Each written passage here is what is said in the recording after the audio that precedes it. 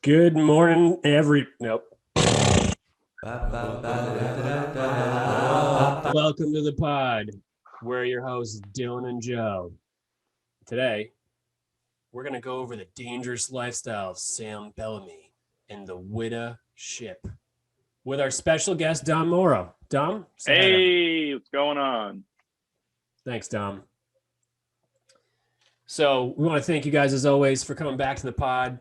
We're excited to be here. Today, we are clearly all got the memo, including Joe, that we're talking about pirates. Yar me, mateys. We all dressed as pirates today, and none of us told each other we were doing it. So it's actually pretty great. We all dressed up like this. I love it. Getting in the pirate spirit. That's why we all keep coming back. And that's why we have our friend Dom here. We've had hours and hours of exchanging Instagrams and me overburdening everyone with TikTok. Constantly. Daily, nightly, ever so rightly. Funny, crazy things. And we have decided that Dom is the perfect fit to have us on today to talk about pirates because he's got his own unique history with pirates himself, dating back to high school and before, as well as some firsthand accounts of seeing some artifacts. Yeah, thanks for coming on today, Dom. Really appreciate you jumping on the problem. pod. Glad to throw the information I know around. Not to mention the nope, can't get the tattoo thing out there smoothly yet. It'll come though. Teaser for the fans out there. Dom, you think at one point today you can get that tattoo out for us, or what's your plans? Hit up that bad boy. Yeah, that's gonna be the thumbnail on YouTube. Just the tattoo. Perfect. A couple more grogs and the tattoos always show up on the chest. That's what they say. Get 3 grogs in me. The shirt's coming off. Blouse right off. Showing off the ink. All right. So what we're talking about today is, like Dylan said, it's the ship, the Whydah.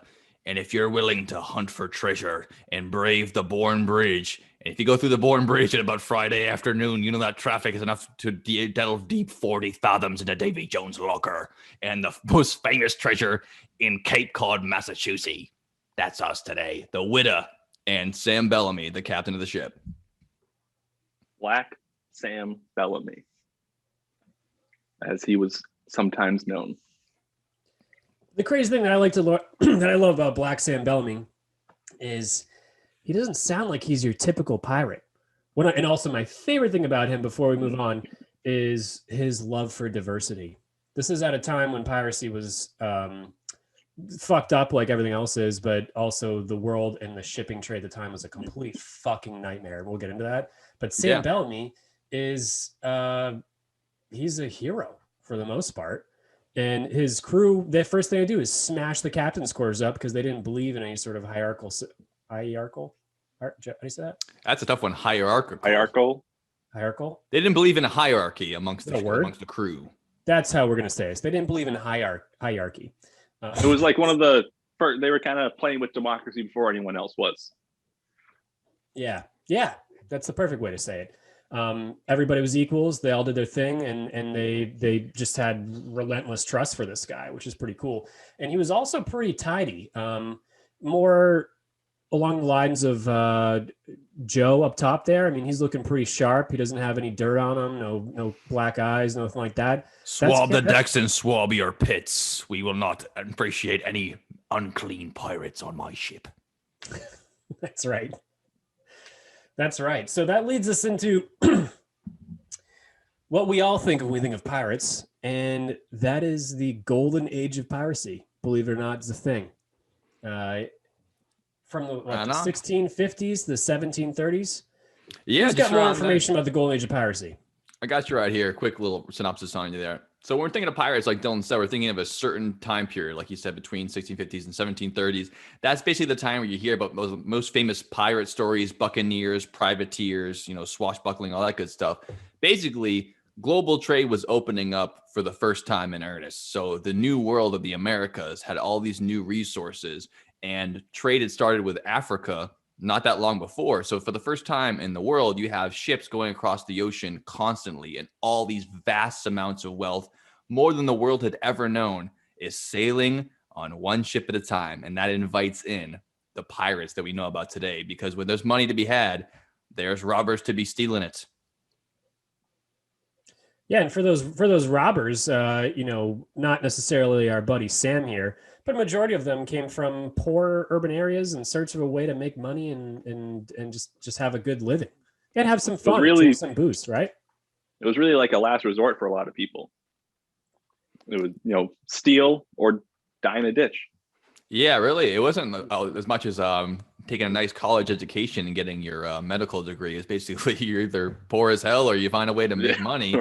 And if there's just these huge amounts of sugar cane and wood and gold and all these resources crossing the ocean and you got nothing, it's only between you and the other ship and how many cannons or swords they have between you getting it and them getting it.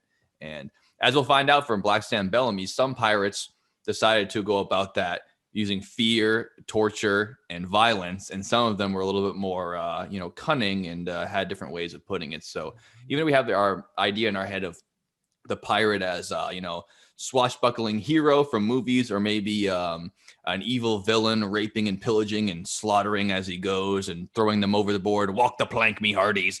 It's somewhere in between where you find, like we often talk about, the truth is somewhere in between the two extremes when it comes down to history. And Sam Bellamy, unlike a lot of the pirates we know about, is kind of an exception to the rule in that way, like Dylan mentioned.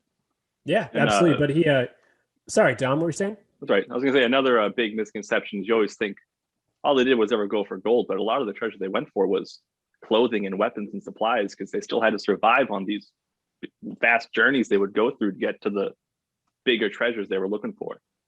Absolutely. Yeah. It's no cruise ship. You can't just stock up at the nearest port and have all the tourists come in. Yeah. If you're surviving, if you're surviving by the seas, you got to, like I said, take clothing, food. I mean, all the people are living out on the ocean for, months at a time. You got to make sure people are surviving. And when people get hungry, they get antsy and people start doing things that they might not normally do.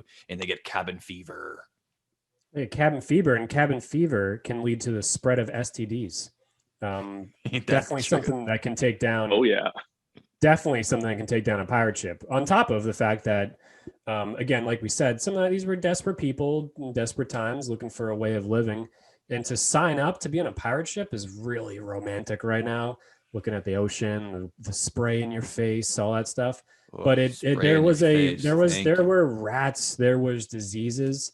And if you did have a disease and an infection, they'd cut off your limb. And there wasn't a doctor on board 99% of the time. Yeah, that or die. It was the carpenter. The carpenter cut off your limbs. Yeah. Man knows how to work a saw. That's for sure. Yeah, like in not a pirate incident, but in the movie Master and Commander, it's a wonderful scene about just how that goes when somebody, I think they get hit by a cannonball or they smash their hand in a cannon. And they had to cut off their limb by giving him a nice little bottle of, can't see, gotta put it right here. A nice bottle of whiskey, bourbon, rye, scotch, whatever they had. And they would drink this with a rag, bite on that thing. They cut off your arm or leg or whatever part that they have to cut off. And that's the life that these guys lived.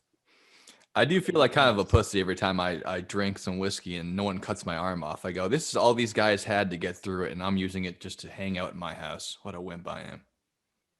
What a wimp. I know it. You never take for granted ibuprofen ever again.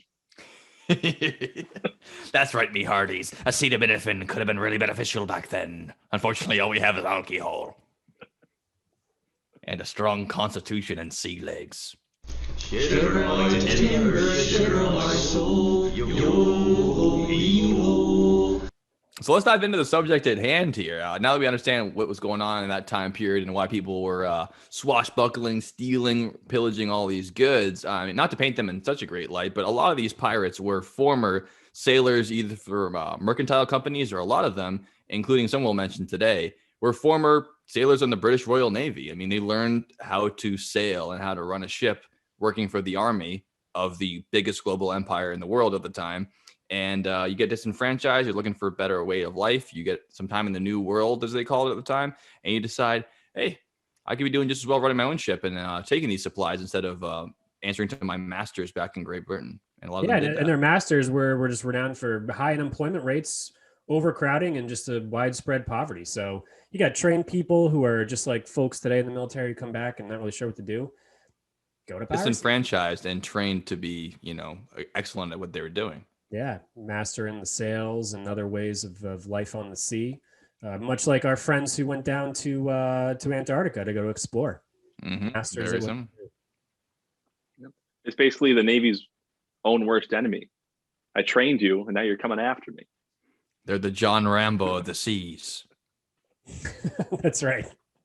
Much like the stories we were telling you about disenfranchised sailors working for the British Royal Navy, Sam Bellamy, the star of the Whydah story, is definitely one of them. He started out being a sailor working for the British Royal Navy. He found himself in Cape Cod, like Dylan said, in the early 1700s. He was born in England in 1789, and when he spent enough time in Cape Cod, he happened to meet 16. The love of his life. Sorry. You said 1789. 1689. 1689. America is not a country yet. This is still just the colonies. Thank you for clarifying that. 1689 is when he's born. He early 1700s, he gets over there. He meets a wealthy woman in his time being a shoreman and a sailor around Cape Cod. She lived in what we would call now as Wellfleet, but at the time, the towns weren't large enough to separate them that way in Cape Cod.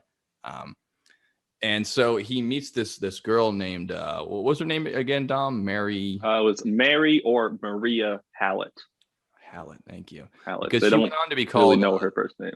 Right. She went on to be called the Sea Witch because her story is more legend. It's hard to track down historical documents about who she really was. And a lot of this part of the story goes as a legend were, but the story goes, he falls in love with her. He's but a sailor boy from England. She comes from a wealthy family and he wants to marry her. Unfortunately, a sailor boy makes no husband for a rich, wealthy Cape Codder woman, even back then. Doubly true now, I'm sure, but definitely back then. And her parents decide there's no way this guy's going to marry you. But he, like any good pirate captain, just a sailor now, goes off to seek his own fortune. He says, I'm going to come back with a heap of wealth and I'm going to marry you one day, Mary.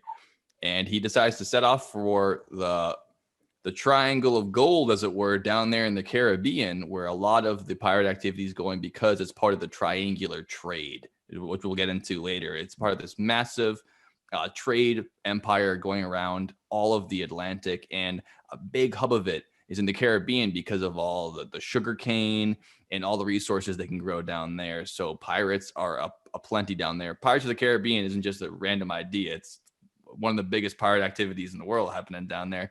So he heads down. Cinematic masterpiece. One of Bruckheimer's best. Cannot be denied. Rum. And rum, you mentioned rum, sugarcane. and rum. Jack Sparrow loves rum. Rum is made from sugarcane. That's why they're down in the Caribbean. Yeah, coffee, all these new resources come from the Americas that Europe never had before. It's very lucrative. So he goes down there to be a treasure hunter because some of these ships are going down, whether it's Spanish trading ships, Netherlands trading ships, English, or even pirate ships that have gone down with treasure. And people are saying there's wealth to be had at the bottom of the seas there or dug up on these islands. And Sam Bellamy decides to go down there and start treasure hunting himself. He went down there because this fucking guy had a gift compared to other pirates. He's a combination of Jack Sparrow and Blackbeard. I mean, for real. Blackbeard's really kind of the captain of the Black Pearl. Jack Sparrow is Jack Sparrow. Yeah. You know, they're very different pirating styles out there, especially down in these days, in the golden age of pirating. And our buddy Sam here, Black Sam, he'll be known in the future, side, which is great. What's that? He will be called Black Sam in the future. Oh, he's not Black Sam yet? No, he's now little young man yet. Sam, treasure hunter. He's just Sam Bellamy at this point. point. Oh, well, he's not as little as he once was when he first started, though. No. I mean, he's already 14 years into sailing by the time he goes treasure hunting. A lot of eating seagulls when things get tough. Right. Oh, yeah. He's got his sea legs already. But what's cool about Sam, we're going to call him just Sam for now because he's not Black Sam yet, is he's a guy who combines Blackbeard with Captain Jack Sparrow with the ethics of like Gandhi and the aggression of someone who's crazy in the Marine Corps. This dude was willing to rob anyone, didn't give a shit. That's what he did, rob people. But he also was strong tidy, and focused on strategy. This is the only type of pirate that could get you to actually not get in a firefight out on seas with him. He was like, hey, just actually, I see you. We see what you're doing. You outsmarted us. Just take our boat and whatever it is. And even then, this is the type of guy that would leave them with something. Over the time, he commandeered a lot of other ships, and some of them were shittier than the others. Example, the Whydah, not a piece of shit. And he would commandeer ships, and if they weren't that great, he'd be like, hey, I want to take your better ship, but you can have our shittier one so you don't just die or whatever it is. And here's a couple of pieces of silver for you, and have a good life. Yeah, his famous kind of mantra, I guess you could say, for going into battle was fight smart, harm few, and score big. He definitely great moniker, focused on efficiency. Was that Christopher Columbus's mantra as well? How dare you compare him to Columbus? He no pirate. So he is not catching a lot of or finding a lot of treasure hunting down in Florida. So he decides to join up with people who are very successful, which happen to be swashbuckling pirates themselves, because those guys get out there, they use their sailing skills, their talents, their wherewithal, and they're making money. So he joins a ship crew, and the ship's called the Mary Ann.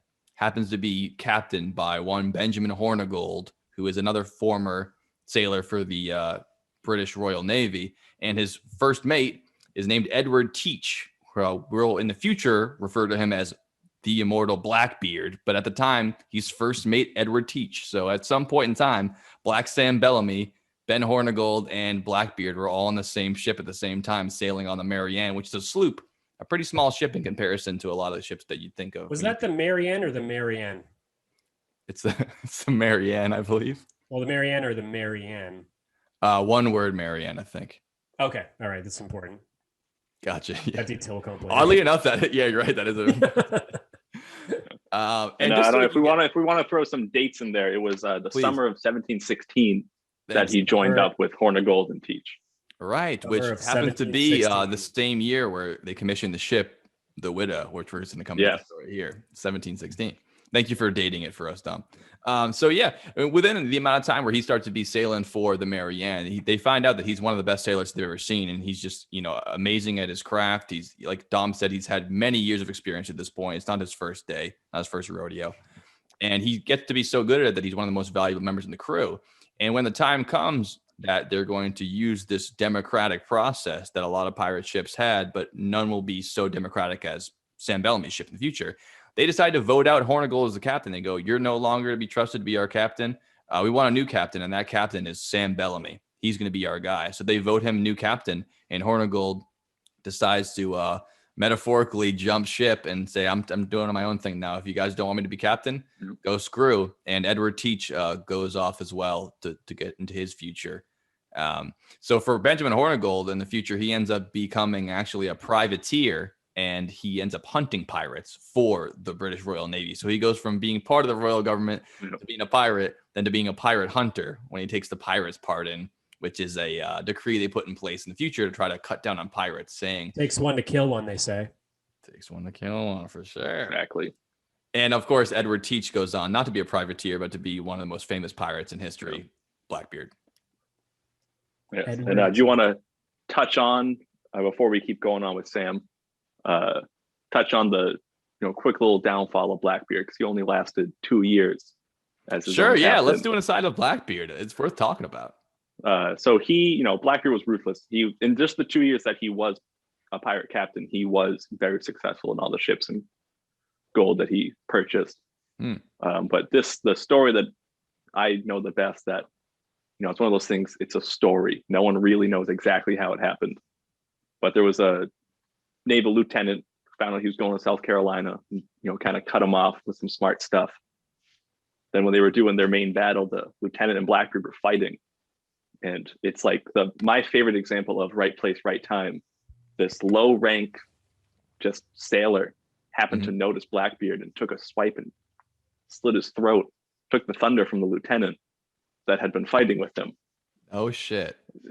and that was the end of Blackbeard. Cut him down just like that. Yeah. Wow. Yeah. Well, did they take his famous ship called the Queen Anne's Revenge? I think was the name of his ship. Did they take the ship with them after they killed him?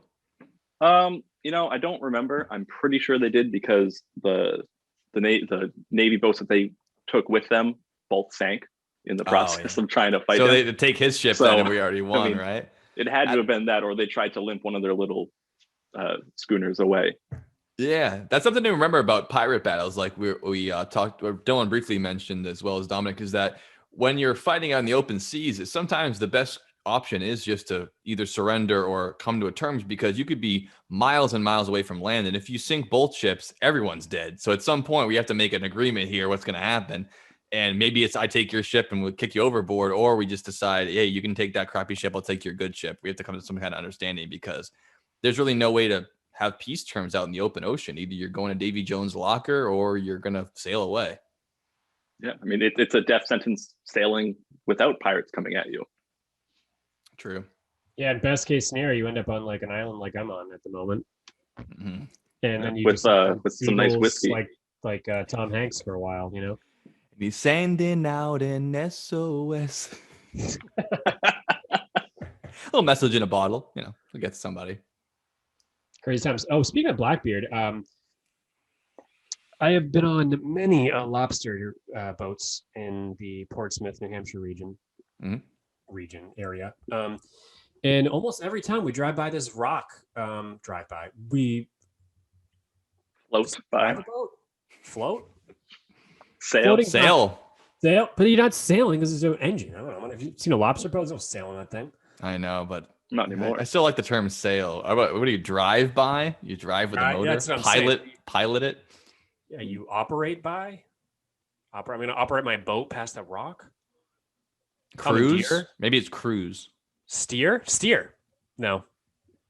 I don't know. Anyways, I'm in just the back. Say sail. It just sounds better. I'm in the back for the ride. But yeah, every time my aunt comes up from Virginia, we end up on these lobster boats just every fucking year. And then, except for last year. And it's all good, it's cool. Catch some lobster. They show you some traps. They also go, hey, they do the tour thing and whatever. And there is a rock in the middle of the ocean. But it wasn't a rock. It was a rock lobster. Lobster. I thought you were going to say, it's not a rock. It's a SpongeBob quote. I don't know that it's one. Not a boulder. It's a rock. When the privateer. Boulder. It's a rock. Like that's not a. It's not the pioneers boat, used to drive these babies for miles. Yes. But he's sitting on the rock and he's like, "It's not a rock. It's." He says it's not a boulder. It's a rock. Oh yeah, that's what it is. Sorry, yeah, I screwed it up. Okay, I didn't hear that. He that's just exactly gave you the lifeline. You were even thinking of it. Yeah, lifeline number 1 today. Used up. Throw more lifesavers. Anyways, when you're there, it's kind of interesting because you go by this rock on this lobster boat, and they're like, "Hey, the rumor has it, it's pretty much almost confirmed that Blackbeard hid a lot of treasure, like in a cavern in this rock under the water type of thing, but nobody can touch it because the state owns it." The state. Bummer. Goddamn state. Not. Yeah, right. So no, they're like, hey, we can't just blow it up and excavate it to go find Blackbeard's treasure because it's like a national landmark, which I understand. I'm a huge conservationalist, but I still am like, yeah, don't you want to know? Like, come on, you got to. Well, because like the Federal Reserve, there's nothing there. Oh, hot take. Do you know that? Did you scan this rock? Have you swam there? No, I have not. We can't. Well, wouldn't it be more of a national treasure if it's the rock, but also Blackbeard's treasure is in there? I mean, it could be a twofer. I think so. I think it's pretty cool. But I'd be worth using that ground penetrating radar we've talked about in other podcasts to see if there's anything in there. Yeah, it's about time. Yeah, can't they do something like? Yeah, exactly. Do something, some ultrasound type of situation. Yeah. I don't know, or just a crazy metal detector that can sense like any of you who've used a metal detector, gold really makes a different sound than a nail. Oh yeah. So something like that, but it takes the Curse of Oak Island to be able to get to the bottom of these things. And they bought that thing. They bought that whole island for, a lot of money. Then had a private company come dig it all up to try to figure out how all these people involved in it. But all these pirates may have been involved in the coast in the island of Oak Island in Nova Scotia. But that's a different point. That was what happened to Blackbeard. Just another tale of a pirate gone wrong.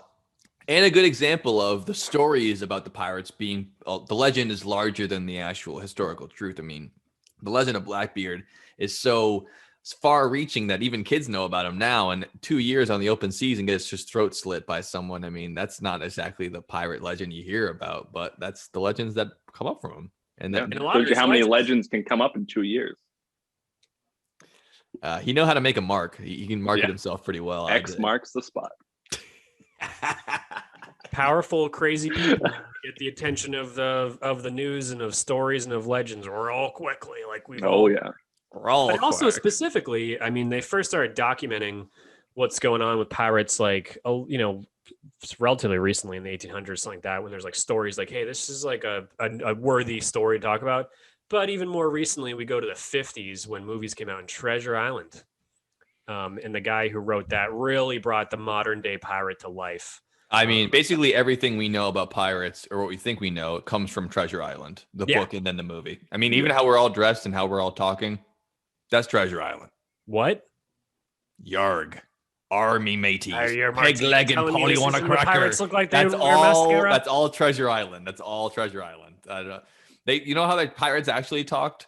Like how people talked back then who were sailors. They probably had a lot of bad words to say and were a little bit rough around the edges, but they weren't They were probably Yarg me matey. I mean, they were British, a lot of them. They were British citizens. They're like, hello, chap, can you fix the jib, wouldn't you? Something worse than like a really angry, aggressive British chap. Back then you get a pirate and this guy's speaking as a British accent and he's stabbing you. You're like, this is No idea what he's saying. Relinquish your goods or I'll give you a real what for. You don't want me to do that, do you? I don't want to do it. Please just surrender your ship. Well, they know. I mean, they know the life. I mean, you sink, like we all mentioned, you sink a ship, it's a bad death. It ain't good. Also, getting hit with a cannonball ain't a walk in the park either. Sure ain't. Like you've literally a cannonball going through a ship that equals, if you don't get hit by the cannonball, you get hit by a bunch of wood or like going the splinters. fast. It's like basically shrapnel just going running into your body from that. Shrapnel getting stuck in your shoulder, like that's not fun. And you can't just call a helicopter to come get you. No. It's you're gonna have to, we're gonna have to call the carpenter and cut off your arm. Yeah. The good thing he already is good with woodworking, so he can yank those 12-inch splinters out of your spine. You'll be just fine, kid. Yep. I'd rather get hit with a cannonball than get hit with those splinters because you're just going to die slowly on the open seas. I'd rather just get hit right in the cannonball. Yeah, but speaking of, we just talked about the Big Lebowski not long ago. When the scene where he takes a bowling ball and then spins it into the guy's stomach. Oh, yeah. Right before Steve Buscemi dies. Imagine the cannonball, like cannonballs lose velocity after a certain point and then also going through a bunch of wood. Imagine just getting hit in the stomach with a cannonball going 85 miles an hour. Brutal. Probably would kill you at that speed, but overall, yeah, that's really a good thing though. It would kill you. That's what I'm saying. It's not going to go through you, dude. 85 miles an hour cannonball might not kill you right away. It might really fucking just. You would die a lot faster though than if you're going to be slowly getting infected on the open ocean for the next week, or if you're going to drown to death in the bottom of the ship as it goes down. I'll take cannonball to the chest. Well, just imagine getting hit by a car going 85, but no paramedics are going to be able to come to get you. Yeah. Yeah. No, definitely. I mean, none of it's ideal. No.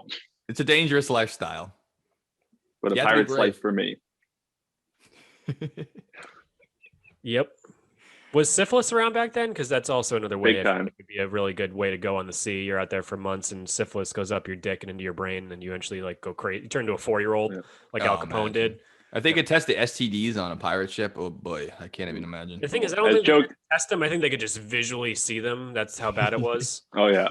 As joke in a test, I love Pirates of the Caribbean movies, and I thought you were going to say, as joke in a test, I have syphilis. No. Dylan knows about that. No, but actually in Pirates of the Caribbean movies, you can see Jack Sparrow has a big red spot on his chin that gets larger as the movies go. And it's supposed to show like he has syphilis and it's growing. No. You shit me? I never knew that. Yeah. The movie did that? I mean, yeah. It was they didn't actually have to say it in the movie. They could just, imply it. I mean, came out in 2003. We're just figuring out about it now.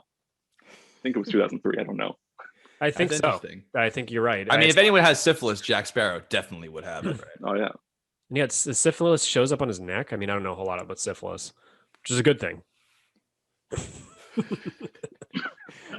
Granted, you're not a doctor, so you don't have to know about it, and you don't have it. No. So it's No, but it's not one of those things that you like know a lot about from experience. you know way too much about. Most things I know about are from experience, and syphilis is not one of them. A little bit of a time gap here between Sam Bellamy being voted in as the pirate captain of the Marianne, his own merry pirate crew, and just as he's got voted in, he's pretty good at it, and he starts to be very good at being a pirate, succeeding with taking ships, taking their gold, taking their goods, and keeping his men fat and happy, and being an all-around decent pirate captain. One of the reasons he was so successful is he went straight towards the Caribbean with that triangular trading, which was, as Joe said earlier, it's the ships. It was a triangle from the New World to Africa to the Caribbean and back, and it was mostly just trading resources. So he knew from his naval training, like, well, I go here, I know there are these people coming back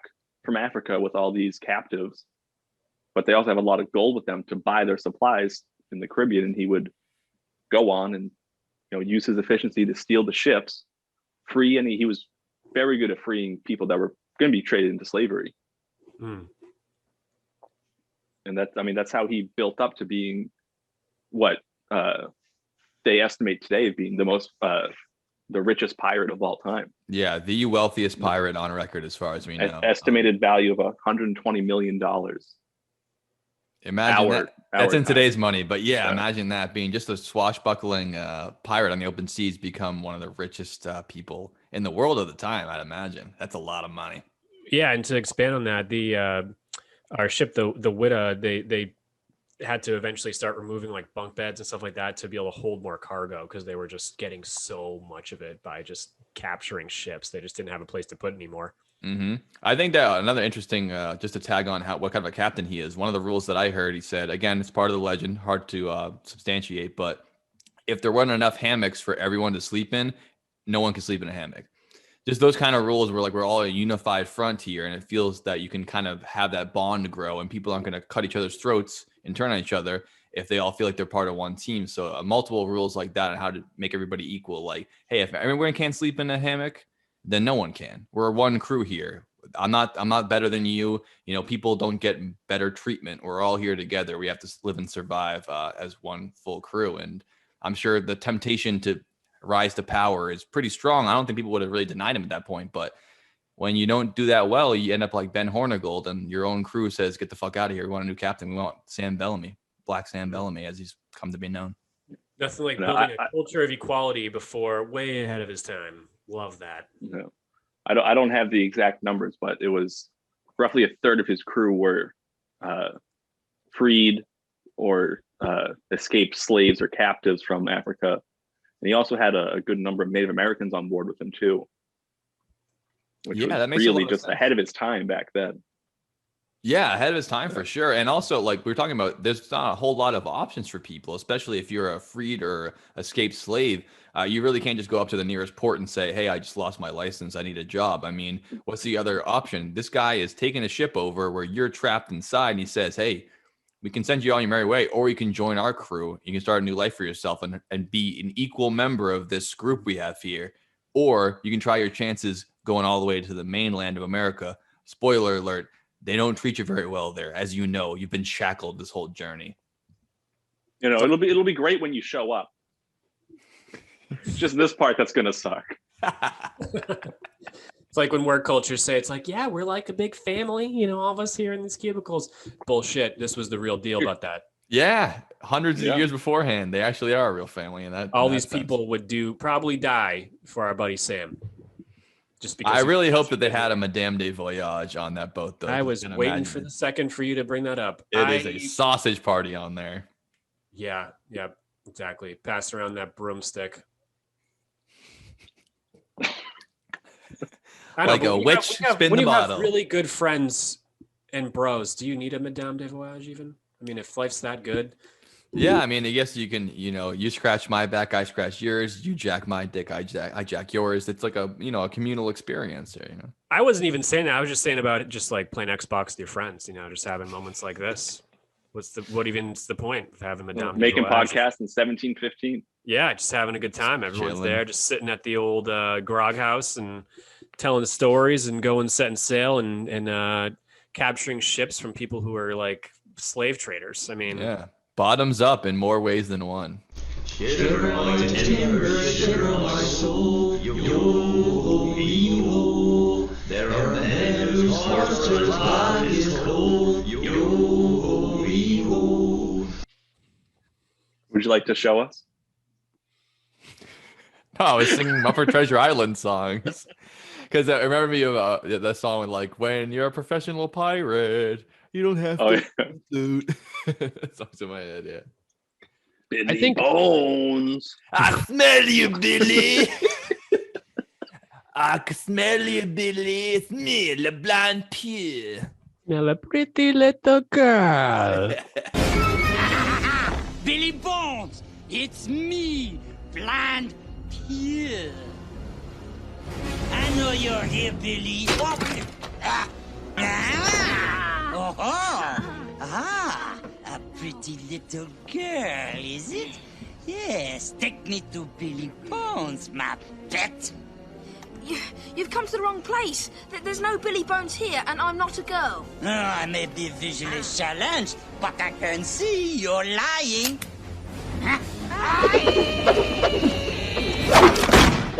Good evening, Bill. Seen that movie 10,000 fucking times. I watched it as an adult a couple years ago, and it fucking is awesome still. Like, you know, some movies are like, as a kid, you like fantasize about them. That one is good. Treasure Island is, I watched that recently too. The amount of animal abuse in that fucking movie is God, yeah. unbelievable. As a kid, I haven't seen it since I was a kid, but I can only holy imagine. shit. I mean, it's like 1950s, early before 55. Totally and- legal to kill animals Yeah. on screen. for entertainment. Shortly before they started doing something about that. Yeah, I thought because like The last hurrah. I had it on tape. All right, one more yell till we can't kill them anymore. Start killing animals for TV. Animals, dude, it's let me just fucking say for 2 seconds what it is. I turned it off. I was like, I can't watch this movie. Every fucking scene is animal abuse, is like animal abuse. And it was one of them is real tigers. I mean, these are real fucking tigers. Insane. That they clearly got from a zoo or something, and then like German shepherds just fucking attacking them. I was like, this Whoa. is not fun to watch for me. I mean, there's like tigers that just get let out of a cage, and then just dogs going like just biting them. Like, yo, that ain't cool. Other one, the turtle scene, not good either. Let's just fucking slaughter a bunch They of turtles for the shove movie. some straws down their noses. I don't even know if straws were invented yet, but it's like they're just like, I don't even fucking know. I just was like, holy shit. What sounds animal fucked up. aren't they going to touch that is exotic, you know? Yeah, I'd say I haven't seen Treasure Island since I was a kid, but I've seen Muppet Treasure Island multiple times as an adult. Holds up wholeheartedly. Highly recommend. Amazing. Highly recommend it. Yeah. I mean, I know that Dom, you're a big fan of Pirates of the Caribbean, but I would contend for me that it's the best pirate movie I've ever seen. Pirates of the Yeah, I've seen Caribbean. it significantly less. So, next time you're up, we'll watch it. So, what else was I going to say? I think that summed up my stuff on movies. The Black Spot. The black spot. Scary. When you're four, the black spot. Oh, and a black spot, yes. Oh, Billy, yes. Oh. What is the? Oh shit! Dom, make noise. What? You have to make noise and do it. Oh shit!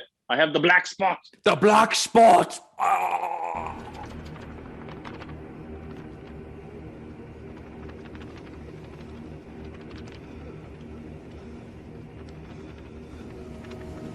The black spot.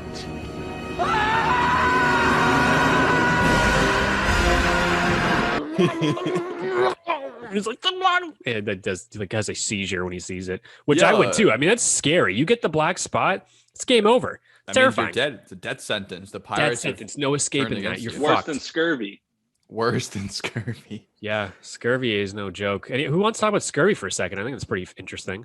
Sure, I think talk scurvy. Yeah, might as well. Scurvy is just the lack of vitamin C, which I don't think you get from birds, right? No. Well, No, How are you yeah. going to keep fresh fruit?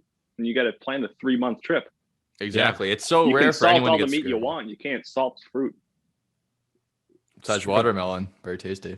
Yeah, actually, a little salt on a cucumber. And, So bad. just like you said, Dom, you Yeah. have to be months at sea, and no one really gets scurvy on land because you can get vitamin C from a bunch of different sources. Mhm.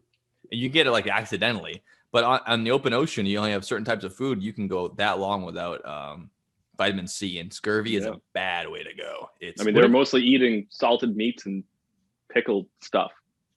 salted meats and pickled baits and stinky. But you can probably get some of Please. that vitamin C back if you decide to eat your shipmate, right? I guess, but you'd have I to mean, eat so vitamin much C of just them. ate some fruit. Yeah, They I have think you'd have to certain- eat too much of them to get the vitamin C. By the time you got enough vitamin C, you'd already be full of people meat. Well, actually, we can use the transition into what grog is. Yeah, let's Fucking- talk grog. Dude, tell us Uh, about some grog. What's up with grog? Grog was initially created by the British Navy because there's no clean drinking water, or very little, anyways. When you're doing this big voyage, they would everyone would get a. What do you ration mean? of- They're surrounded by water.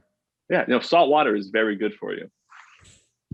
But in the British Electrolytes. Navy, every sailor would get a ration of a gallon of rum a day because it was safer to drink rum than to drink the seawater. Gallon? Yeah. God, day. That's so much rum. Wow. We don't know how high quality it was. It was probably, like most things back in the day, it was probably lower alcohol percentage. But But still, still, yeah, that's a lot of rum. And they would mix it with or for as long as they could, with any citrus they had, any sugar they had, any fresh water they could, and just mix together, and they would drink that. And that was grog. It was pretty much, it sounds gross. Whatever you had that was still good, put into a drink. Okay, so grog. So I thought I went my whole life thinking that grog is just like a slang term for like their beer, but grog is similar to something called Jungle ass juice that I've had in Manhattan at a punk bar, which is just everything put in one thing, and they charge you $3 a cup for it. Solid. Right? Yeah, I have heard people use the term for other beverages also. Yeah, like in parts That's of the what do we play, Joe? Xbox? Sea of Thieves. Sea of Thieves, everyone. Sea of Thieves on Xbox, and don't play PC because you fucking loser and you'll kill us immediately.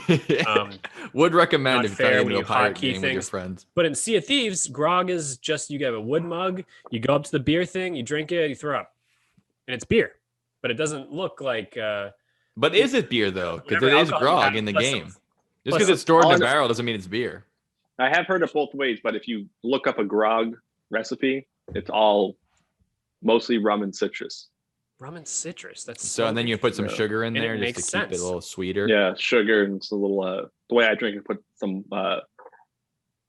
The recipe I do is 4 ounces of warm water, 2 ounces of rum, teaspoon of brown sugar, and like a splash of lemon juice. That's That's probably your grog. Yeah, That sounds great. I would love to It was- share a grog with you guys sometime soon. agreed. You're here. The original. That seems pretty OG. accurate too, because the sugar cane and making molasses and shit all down the Caribbean, that's what the brown sugar. That's how you make molasses, right? So that's pretty Yeah. much. I think I would imagine that's definitely what they were drinking almost to a T. Even though you have clean drinking water that you're not worried about anything going in there because we live in the modern world, but still same ingredients. yeah. I'm not going to say no. I mean, there's the scene in Pirates of the Caribbean 1 where Johnny Depp is as The only one, as far as I'm concerned. I know. Tom Whoa! says Don't be- tell be Doc, quiet. man. Be the quiet. only one. It's the only one that's fucking good. Third one's the best. How The dare you. third one? I don't even think I've seen the third one. That, You seriously gotta think watch that's- it. It's You're the not best. missing anything. You're not missing anything. Don't worry about it. No, I'll still No, watch the- it. I'm into good movie. Don't mode, watch so- the fourth one. There's 5 of them Noted. now, isn't there? There's 5. Yeah. Wow, what is this? Lord of the Rings or Harry Potter? What is this? 3-1-2-5-4. That's the order that they are best to worst. 31254. All right, noted. Appreciate it. To our guests, 31254. If you're going to take That's Jenny's Pirates of, the number. Pirates of the Caribbean movies rated by our pirate expert Dominic Morrow, 31254. I Tell would people I would that. go 1, 2, and then before that, watch Muppet Treasure Island, and then you're all set.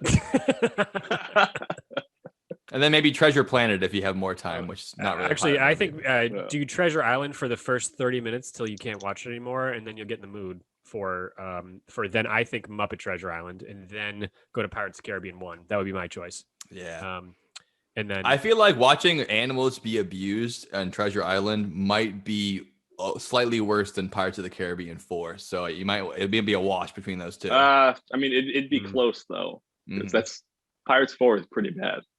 Shiver my timbers, shiver my soul, yo-ho-ee-ho. There are men whose hearts are black as coal, yo-ho-ee-ho. And they sail their ship across the ocean blue, a bloodthirsty captain and cutthroat crew. The darkest tale that was ever told of the sword treasure and the love of gold. The love of gold. Shiver my timbers, shiver my soul, yo-ho-ee-ho. Shiver my timbers, shiver my sails, dead men tell no tales. So the Whydah, a typical place where people didn't have clean hands. I think it's time that we start talking about that thing, because that's kind of what this is all about, right, guys? Absolutely. Yeah, the Whydah Galley. The Whydah Galley started with one of the most infamous flaming pieces of shit of the time, named Sir Humphrey Morris. As mentioned, huge piece of shit who commissioned the ship to be a slave ship, and he did so specifically because he was number one on the rank of piece of shit slave merchants in all of London. Well, he has a nice piece of shit growing up background too. Please tell us more, because that's where my story ends with this fucking guy. So Humphrey Morris was born into wealth in England, and classic piece of shocker. Shit. Yeah, and his father died when he was young, and at 18 he inherited his father's whole fortune. Oh no! In 1869, and by the time he commissioned the Whydah in 1716, he was a director of the Bank of England and in English Parliament. Classic. That's called sway. You get some juice at that. Yeah, you can really get whatever you want when you get those three things together. Yeah, that's really get out of jail free card, as it were. I can do whatever the fuck I want. Pretty much runs the banks, inherit a bunch of money. White dude from London. Yeah, but commissions the ship, owners. which even though its use is obviously disgusting and becomes part of the triangular trade, it's a beautiful and very well put together ship. Top of the line for the time. Brandy spanking new. The guy who's running the Bank of England can afford it. And Dom would know. Dom works on heavy equipment, so he can identify a good piece of heavy. He knows a good galley machinery. when he sees one. Good galley when he sees one. Yeah. Good galley. Yeah, exactly. These Good are not like our friends here. Great these googly little, moogly. The Whydah is not a little like leisure boat like this. It's a purpose built. Yeah, look at ready to rock. We can't see Dom. Tough Right No, now. it's a little closer to something like this. It's a little closer to this. Exactly. Well, maybe I'll kind of blends in with the background, but and even closer is Dominic's background, which is a sketch of which is literally the Whydah Galley. Yeah, commercial built. Commercial purpose is to make money for working. So this thing isn't just taking your wife out for a little bit of grog on the water. Specifically, the triangular trade. The triangular trade had been going on for so long that they could build ships specifically for that purpose. Transatlantic from going down to Whydah, which was a trade port in Africa, which is what it's named after. Yeah, modern day it's in Benin, but the city's still there. It's called Whydah. They spell it differently. The ship is spelled Whydah, and the town is spelled Ouida, but it's pronounced the same way, Whydah. So it sounds like somebody was illiterate who decided to name the ship, which could have been Humphrey Morris. I hope it fucking was. Yeah. But, and on that sketch that Dom has, it's actually spelled Widah, which is different than on the ship's bell. So everyone basically just talked, and then they spelled it whatever the fucking way they wanted. There's no Oxford dictionary back then to decide what spelling is. But it's pronounced the same either way. Whydah. Yeah, Whydah. Just not Whydah. Don't be confused. Not Whydah. Not Whydah. Whydah. I'm sure some people did call it Whydah. Huh? I'm sure some people probably did call it Whydah back then. I'm sure they did, those fucking morons. But Whydah? No, I don't know anyone that would call it Whydah. You have to be an idiot to say that. Why don't you inform us more about the boat? Our peasant brains just can't process anything besides Whydah when we read it. Me and Joe. Yep. I don't need to know how to read all those learning words. This is a waste of my time, man. I don't even know any of that shit. Well, some of the things about the Whydah is, it was a galley. which means it was a ship that had oars, but it also had a full 3 masts for if you had a good wind going for you. Not to be confused with the part of the ship where you prepare food, which is also called a galley. Or a poop deck. Thank you. I was worried we might get through a whole podcast about pirates and not say poop deck, and thank you for saving me. I made it happen. So a galley specifically means it's identified by the fact that it can be, the propulsion system is either, well, propulsion is not even the word, but the power plant, whatever the fuck you want to call it, sails. It's either sails or it's oars, like you said, right? Yeah, Yes. I think Yeah. propulsion system still works for that. You're propelling the ship. You usually wouldn't call it that, but the word still means the same thing. I think that's accurate. I didn't look up the definition of propulsion system before I said this, so I wanted to confirm that because It sounds like it works. Yeah, I mean, you're being propelled by the wind or propelled by displacing water Manpower. with an oar. Yeah. Yeah. I mean, obviously, when you're making a massive ship, it seems kind of counterintuitive to be putting oars in as part of it. But when you're stuck with no wind in the middle of the Atlantic Ocean, you're going to be wishing you had a couple of big old oars to get you moving. Yeah. It's better than nothing. Like in Muppet Treasure Island, it happens. Billy Bones! Exactly right. It fucking happens in that movie. Yeah. So, Dom, All right, give so us some more technical specs I about do the have Whydah. some more text about the Whydah. Yeah, it's About a the what, galley. Dylan? We just said it 7 my times God. in a row. You still You know I'm bad at this, man. It's like, I don't Oh, know. that's all right. Yeah. Oh, you're trying as always. Yeah, my Um, Talisker Storm is getting in my head after 1.1 glasses of it mixed with a COVID vaccine. Screw me. Nice combination. All right, yeah, I do a few other specs about it. It was so the Whydah galley was a 110-foot long ship, and it was, the term they used back then was a ton berthen, which means it could hold 300 tons of supplies, including the crew, while it was at sail. That's And Dominic, insane. just for clarity, that is your girlfriend's name, right? Yes. Hunberthen? Ton berthen. Okay, I just wanted to make sure before we go forward. Well, Hub technically- Bertha? Did you say hug Bertha? Oh, no, I said Hub Bertha. Ton Bertha. Ton Bertha. berthen. Okay. Cool. And that's, what is it? 300 tons, something insane like that? Yeah, it can. It just means that the capacity of the ship was 300 tons cargo and crew. And that's a shit ton. How do we measure yeah. things, Joe? Remember we did this with, some people use school buses. What do we usually use? Yeah, we use columns at Gigantia, which is relatively the same as what this ship can carry, or what a gorilla can bench press, as we found out in past podcasts. Specifically, how many gorillas would it take to bench press 300 tons? I think we're looking at 600 to 1,000 gorillas, right? Less. We Less? already figured out that a gorilla can bench press bench press a 630 Dodge pounds, right? Dude, it can bench press Sorry. a Dodge Durango. We found out bench, not just throw it over. It can bench press it. And So is that gorillas like are so 4,000? strong. So it's 2 tons. So it would take about 150 gorillas to lift the same capacity as the Whydah would be able to carry on board. At max capacity, which is insane. And 300 tons, just for the record, for those aviation people out there, I think that's about the weight of some of the biggest airplanes in the U.S. fleet, like the C-5 Galaxy. I think 300 tons is around that. Fucking giant. Back a from the lot. day. This thing's made of goddamn wood. You gotta love buoyancy, right? Buoyancy makes no sense. No one can explain to me. It's magic. Please go kayak up to But an I mean, carrier and without let me know without- what you think about that.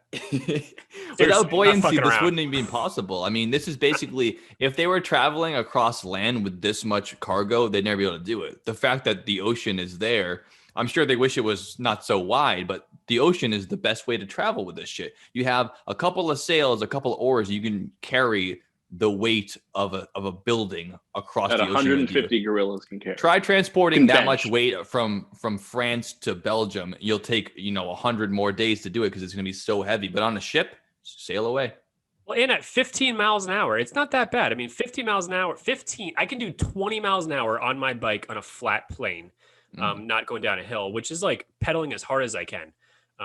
And that's 15. It's not fucking around at all. I mean, you're still moving. And you're only carrying half a ton around when you do that. So Oh, half a ton. I mean, plus, not to mention, this was 300 years ago. That was very impressive for the time. State of the art. Yeah. I mean, it took them 2 years just to build the ship. Well, It didn't take that long for them to lose it. No, it did not. But I'm not done with the specs We're not yet. going there yet. Imagine Little if they teaser had for you, aliens help them take care of this technology, like the pyramids. Who knows what could have happened? Fuck you. Man, imagine if they had a sun in a box they could build like that. He's heard the podcast. Anyway, so the other kind of two little statistics I have for this is so it was built to house 500 captives to move from Africa to either the Caribbean or the New World, and it had 18 cannons on it, which was a good amount for a ship of. Because I mean, it wasn't a huge ship, but it wasn't small either. But it had plenty of firepower for what it was doing. Sure. Like it wasn't built as a warship like some of those large galleons or man of wars with those double racks of guns. They could have up to 30 cannons across on both sides. Just these Like the Constitution. warships. I think Yes. the Constitution was a little bit smaller than that, right? Or maybe it I'm wasn't. pretty sure it's just a piece of paper. Oh yeah. No, but the Constitution. Come on, Dylan. Give him a laugh on that. You're going to whoa and all the we're just fucking funny. spitballing here. Give him a It's laugh funny. or take jerk. I know I should laugh. Oh, nice try. You suck. Moving on. It's a dad joke. He just said a dad joke. I don't know how you want to respond to that. I know. Dad jokes, okay. You got me. That's how you respond to dad jokes. I don't know. No, I'm just fucking with you. You can respond however you want. Dad jokes. That's pretty much it on statistics about it. But do either of you know who captained the Whydah originally? His name was Lawrence, Captain Lawrence.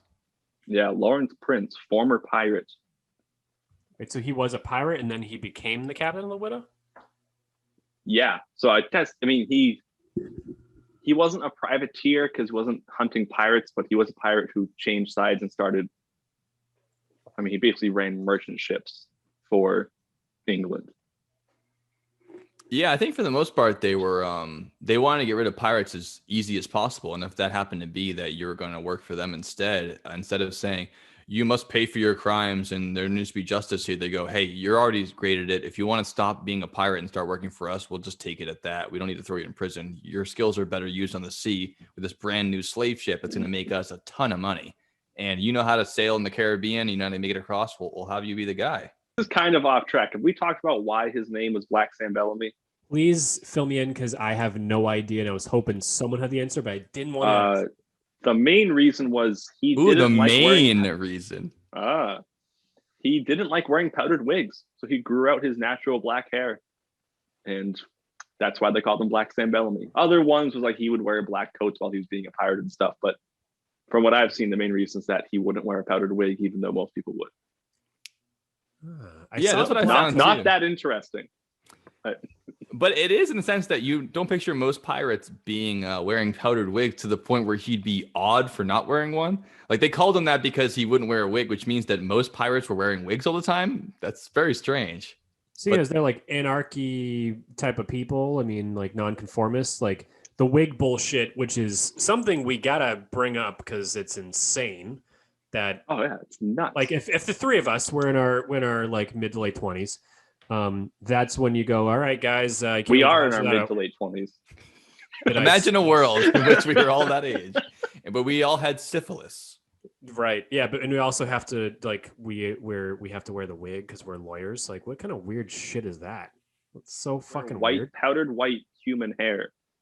Yeah, you're like 25 years old wearing a powdered white human hair wig, and you're like, this demands respect from the court because I have the powdered white curly wig on. It clearly means I'm a higher level of intelligence. Yeah, I mean that's where the term big. Good luck running from a tiger with that on, you fucking idiot. That's what I say, man. I mean, it's like going to court without your wig. It would be like if a lawyer showed up in a t-shirt nowadays. Yeah, which I'd be fine with. I don't really see any problem with that. No, I mean t-shirt thing. I want a comfortable lawyer protecting me. Yeah, I imagine that. I'm gonna just make sure you feel all right. I think that shoes matter in today's day more than anything else. If your lawyer shows up with Velcro shoes, I'd be scared. But if he shows up with a t-shirt and like some cool work boots like that, I'd be fine. 'Cause you're He's like, oh, this pulling guy's up in fuck Tivas around with this guy. socks on. You're like, I think I know. I'll take the public defender on this one. I'm not sure if I'm gonna go Yeah, for it. yes, excuse me, Your Honor. I'm gonna represent myself this time because Work 'Cause for I'm Ted wearing Bundy. Why not Crocs. me? yeah. Back to Sam Bellamy. I think we're just about at its maiden voyage. It's maiden voyage with It's the Anne, the voyage. Marianne, and the something else. The Fisher, like you The said. Fisher. Maiden voyage, slave trip, going to a certain part of Africa to go pick up slaves and bring them back. They're going to a Whydah, Whydah, and they're which going is to the trade. town in Benin that they named the ship after. Yeah, and they're trading. They're trading like spices and goods and rum and that type of stuff for slaves. It's really fucked up. They can only have 500 of them. That type of stuff. And that's where. A little interesting thing is, Yeah. surprisingly enough, they must have not been too confident in the ship because the first trip, well, the only trip, they only had 312 captives with them. They didn't even load up all the way. It's hard to sell out opening night in their defense. Yeah. But they did have 4.5 tons of gold and silver on board with them. Ooh, How the many pirates are gorillas is licking their that? chops just thinking about that. It's almost like they were set up to fail. Yeah. And, I have here that it was on February 1717, they were headed through the Windward Passage on their way to Jamaica when they met their fate at the hands of Black Sam Bellamy. That's where our story comes together. As you were, we have Sam Bellamy go down prowling those oceans around the Caribbean, and the Whydah shows up down there, like you said, stocked full of captives, as well as all that treasure, which happens to be their downfall coming forward. Because when he gets there, he notices this ship, the Whydah, and he, as a great pirate captain he is, he goes, "That's probably full of valuables. Let's take him out the way he knows how." He goes after them with the two ships he has at the time, which is the Marianne, the ship that he's been captain of since Blackbeard and Hornigold left, and another ship called the Sultan, or the Sultana. My mistake. And the Sultana is a galley like the Whydah is, and the Marianne's a sloop. And they come upon this ship, and he does his pirate action the way that we talked about before, like Dom said, like be efficient, cause as little harm as possible, and get your prize. That's not a direct quote. I fucked it up, but something like that. It was close. Thank you. Fight smart, harm few, and score big. Oh, it's way better. That's why he's a pirate. I'm just an asshole. I like that. I'm putting that in the header. So yeah, they go after the ship, and the Whydah is actually a faster ship than either the Sultana or the Marianne. But unfortunately, Captain Lawrence Prince is not as good of a sailor as our Black Sam Bellamy. And with a 3-day chase in the open ocean, they're trying to avoid them. Eventually, they run them down for superior sailorship. And when it comes down to it, they fire a couple of warning shots with the cannons just to let them know we mean business. And as we mentioned before, Sam Bellamy does what Sam Bellamy does. And the captain surrenders. He comes on board and he goes, "I don't have to kill anybody. It's my ship, isn't it?" And he goes, "Yes, sir, it is. Take what you want," including freeing the captives on board and asking who wants to join up with the pirate crew and who wants to sail with this jerk off who had you locked up the whole time. It's an easy decision at that point. Keep in mind with those cannons, another fun little fact that came up is that there was, at first on the Whydah, there was 18 6-pound cannons. So I think that means, based off of like other artillery I know about, like 6-pound would be the weight of the cannonball. Yeah, right? not the whole cannon. Oh, we know that. This is a cast iron cannon. Yeah. Hey, Joe, while we're at it, pull up a picture of me on top of a naval cannon. It's fucking exists. Oh, I love that picture. That's a great picture. Do you know Thank the you, size of that cannon? We can look it up. I can look That it was- up. I'm That's pretty a sure that was 1800s pretty cannon, no big. question. Probably over 6 right. pounds. Yeah, naval cannon. That thing probably weighs, I'd say, 3,000 pounds. I mean, the artillery, like you're saying, it's named after what the size of the rounds are, right? Not the size. Yeah, of the... it's more modern. It's more like Yeah. Civil War times. So Well, it's they probably cannon use it probably in wasn't millimeters probably then like instead 8 of pounds pounds or something. They would probably say like it's a 20 millimeter cannon or whatever No, they say. I don't think yet. I think it's still in pounds when it's cannonballs. Oh, So I think that the naval cannon that I was on, I think is probably closer to like 8 pounds or maybe even 13. It's just alright. it's more efficient and more the punch is like more hardcore or something like that. But that's a naval cannon. But anyways, these cannons, we're talking at the moment on the Whydah, 18 of these. So we're what's 18 by 2, 9 on each side at 6 pounds a pop. And then what our boy Black Sam decided to do is add 10 more, 5 per side. That's how you pirate it up. More cannons. Yeah, more guns. Let's fucking do it up. How to pimp your ride featuring Exhibit. Hey, what's going on? You have a shitty Toyota Camry from 1992? We can put 9 cannons on this side, 9 cannons on that side. Come on, man. You know how it go. And we'll take the interior out of that thing so we can add more cannons and more gold. Now, those cannons do actually weigh 6 pounds because you can't put big ones on a Toyota Camry. Yeah, they're actual 6-pound cannons, dog. Hey, Dom. So really, you know, Dom's got a lot of cool stuff, a lot of cool objects, a lot of cool like fireplaces and wheelbarrows. You can light things on fire and that type of stuff. Do you have one of those mini cannons? I kind of feel like you're the type of guy who had one of those. I do not. I know someone who does. That's the best. I personally don't have one. You gonna get one? But I should get one. Yeah, you fired off into the bog. They're insanely loud. I mean, they're as big as a laptop tops, right? I mean, well, for the ones I've watched on YouTube. Well, I've seen 2 different kinds. I've seen some that, like when I was in Boy Scouts at summer camp, that was probably about 18 inches long. That would fire a 12 gauge shotgun shell. Well, they would use a blank, but right. And then another guy I know has one that's I think probably only 6 inches. And you would just literally just pour It's some not black about the powder size in of the there. cannon. It's about how you use it. It's true. Yeah. With this little one, you would literally just like pour some black powder down it and put a wick in and light it. And it would just boom. Yeah. You could put projectiles in it, but you got the same effect just lighting the powder off. Right. Yeah. We're not trying to do anything crazy at the moment, but those things are pretty wild.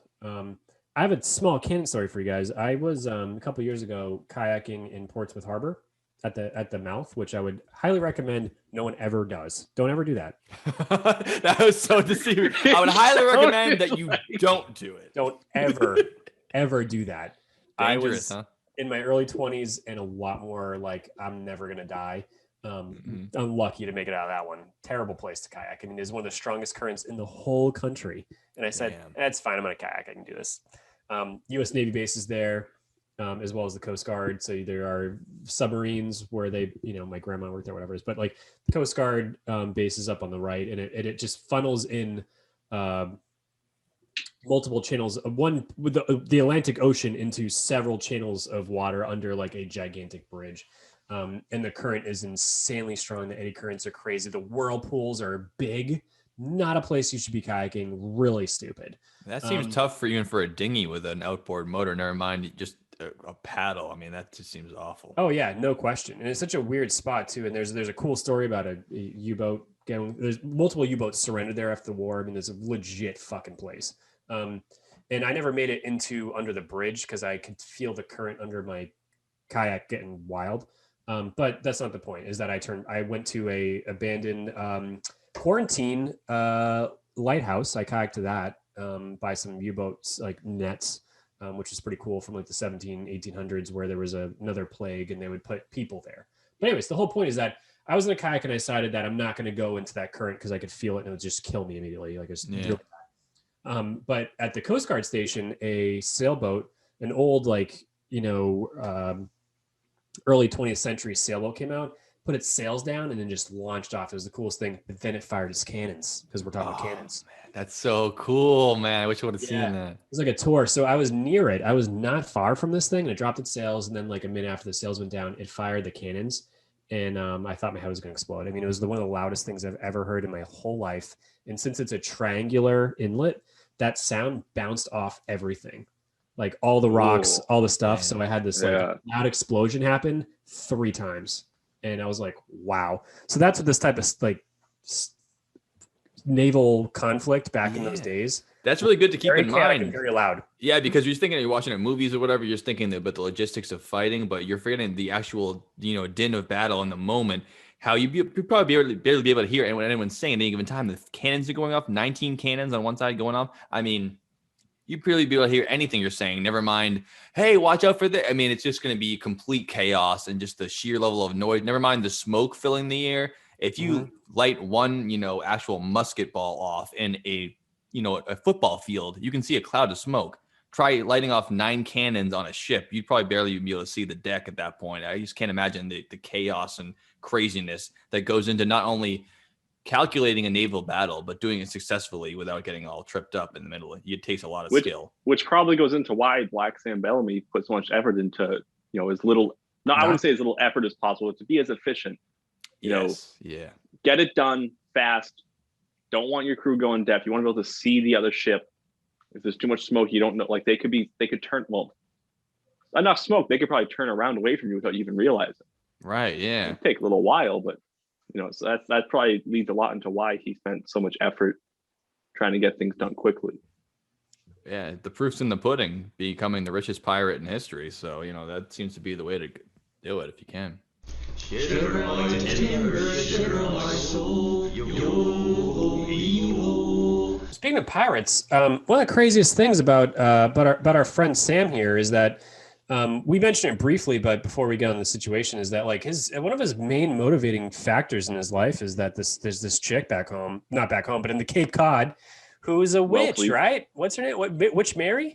Mary Hallett or Maria Hallett. And Absolutely. He may or may not have known her or been with her. They may or may not have had a child. Yeah, this is all part of the legend, but as far as we know, that was his childhood love that he was out to serve fortune and go back to one day. And that was his end goal, was to go out and make a couple of bucks in a quick way with his skill set, and then come back and then just live happily ever after. Let's loop back to him having the Whydah on his way back to Wellfleet. That leads to do it. Sure. Do you want to touch quickly on the fact that they call her the Sea Witch before he gets back there at some point? Because did I tell the story on why she's the Sea Witch already? I don't remember. No, but we have talked a lot about witches on this podcast because of Dylan. Knows a lot about witches from being in Salem and all of that. And as far as I'm concerned, it's a pretty similar story where it's a misunderstanding and people just taking advantage of shitting on young women and just saying they're witches and ruining their lives. So as the legend goes, was after Sam, I think it was around 1713, 1714, something like that, when he was in Wellfleet the first time when he met her. They did conceive a child, and she ended up giving, again, this is all speculation. No one really knows anything much about her at all. So as it goes, she gave birth by herself in a barn and then killed the child so that no one would know about it. But she was found the next morning and arrested for killing the child. It's pretty fucked up. Also, could be possible the child didn't make it because she had birth in a barn in 1700s. Yes, and as you were saying with let's fuck over these young girls and call them witches. That's probably what happened, and someone found her and said, "Oh no, she killed it." Right. So they put her in jail. They put her in jail, and they say, because like old school jails. No windows, just bars. You could hear anything. She was doing a lot of screaming. She was depressed. She's in jail. Her baby just died. All that crap. And as it goes, the devil appeared to her one night, or as I forget the exact wording. It was a man in fine red and black clothing. Yeah, with a golden cane. I think the tale goes. Yes, golden cane. Good point there. Are you okay? Sorry, I was trying to mute my mic before I started coughing like an asshole. Yeah, I'm fine. And so he came to her and offered her, a way out, a way for freedom. And basically, she sold her soul to the devil and became a sea witch to live forever. And some say off the coast of Wellfleet on certain nights, you can still hear her moaning and crying, and that she would use that to kind of lure ships to their doom, and they would meet their end against the rocky shores of Wellfleet, Cape Cod. So that is the legend of this the Sea Witch of Billingsgate. was The her Sea official Witch. title. So that was Sam's lady love, as far as the legend goes. Yes. And as we turn to his now his flagship of his pirate fleet, the Whydah, he decides to sail back up that a ways to northern, not the United States No. yet, but the northern colonies of the New World. One more thing I want to mention before we get it back up towards Cape Cod was on their way back. So he already had the Whydah, but he's still in the Jamaica area. Bellamy and his crew, where is this? Oh yeah, they came across a sloop called the Bonetta. I think I'm saying that right. I'm not sure. And on that crew was one John King, who was a child who at the time they believe was between 8 and 11. They don't really know. And basically, the Whydah chased the Bonetta for about 15 days before they finally surrendered. And John King, if I can find the quote, I'm not even going to bother trying to find the quote. He swore, he goes, I'm going to join that crew. And the captain of the Bonetta was like, there's no way I'm going to let you do that. He goes, I'm going to do it. I don't care what my mother says. I don't care what my father says. I'm joining that crew. So when Sam Bellamy came on board, John King walked up and said, I'm joining your crew. And he was like, all right, yeah, come on. You can be a powder monkey. And powder monkey was basically a bitch boy. You know, when they were in battle and they like, I need more gunpowder, powder monkey, go get me some fucking powder. And they would just go. And that was his whole job. Yeah, I mean, you can't time. exactly reload shells like you can in artillery nowadays. No. You got to be pouring powder in all 18 to 30 of those cannons to get the back done. And just like the famous song, the Bonetta was on its way from Antigua to Jamaica. Ooh, I want to take you. Yes, exactly. Pretty mama. Did they make it to Montego or just Key Largo? They made it to Kokomo. Get there fast so they can take it slow. And it was shortly after that they set sail back up towards what is now Wellfleet. Right on. So then we're off on our way with a new powder monkey, a new ship in tow. They make it up to Cape Cod, where this is where our story becomes common knowledge to us now. Without the ship going through this ordeal, we might never know what the fate of the Whydah or even what happened to people like Black Sam Bellamy. And so the ship makes it up to the Cape Cod area just off of Wellfleet, which is, as we said, as the legend goes, this is where Mary has been waiting for him. Sea Witch or not, this is his love he's come back to. And he decides to sail back up there with a fresh ship full of all that plunder, all that gold and silver the Whydah had, and all other cargo, including the other ships going with him. The fleet gets separated, and one of them decides to go to Block Island. One of them heads up more towards what we now know as Maine. But the Whydah is headed towards Wellfleet when a nor'easter hits. And I believe it's in April of that year. So it's, roughly April 26th of 1717. A little late for like a winter nor'easter, but also not out of question for those of you who don't live in the area. Not that I want to sail in either. I mean, that's just not good news for this guy. Dumb decision. Absolutely. And, any kind of storm with low visibility, especially back then. I mean, now we have the benefit of GPS, sonar, all kinds of, fail safes to make it sure that your ship never comes up against that rocky shore. But back in the time, I mean, all it took was your sailing knowledge, and hopefully the weather clears up. That's as good as you can get with actually knowing how close or far you are from the shore. And unfortunately, I think we all know which head was in command that night. He was sailing Wellfleet.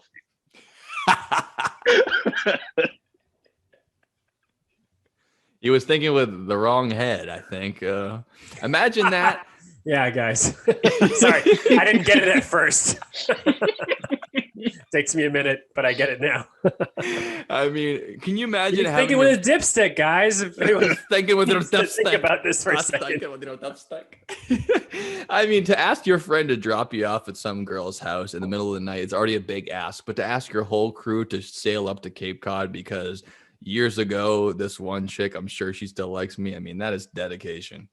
Yeah, we've all been there. It's just a snowstorm, guys. Just let me drive. It's fine. It's only 1 a.m. I told you we shouldn't have gone here. It'll be drugs. fine. It'll be fine, dude. Just relax. Yeah, it'll be fine, man. Yeah. classic example of this shit. Classic example of just all this other shit. I mean, I just literally last night watched Days of Heaven, the movie. The whole fucking movie is about this. It's insane. This is what men do.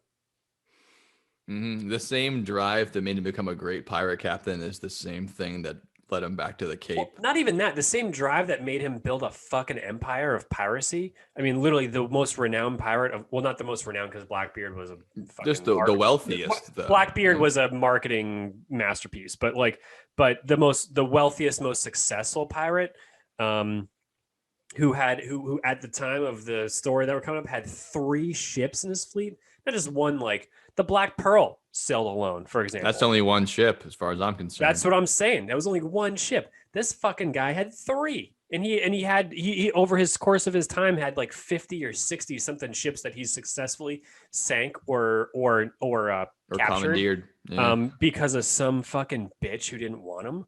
I mean, that's probably the story. I don't see me. Wait a minute. Well, I don't know if that's part of the story. I don't know if the didn't want him part of the story. All right, is that part of the story? No. He had to prove his worth to her parents. Her parents wouldn't let them get married, as the story goes. So he because came back. She was wealthy and he wasn't. Yeah, he was gonna come back with a ship full of gold, from Hispaniola, and saying, "How about these apples? I got a treasure chest. Am I good enough now, Mom and Pop?